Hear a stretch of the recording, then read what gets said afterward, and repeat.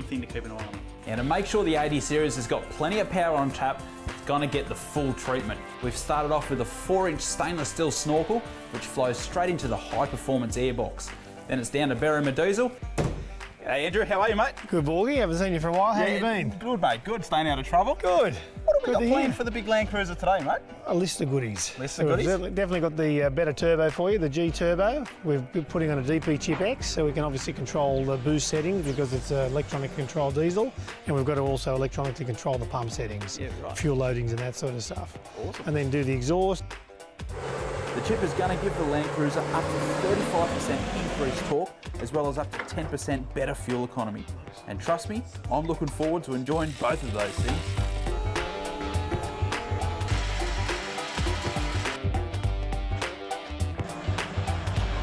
How'd we go, mate? It's a big gain. It's sort of 35 to about 45% through the range. Torque is up the same, about 45% nearly right away across. Plenty. And up the top end, we just pull that tune out for safety. Now to make sure the Land Cruiser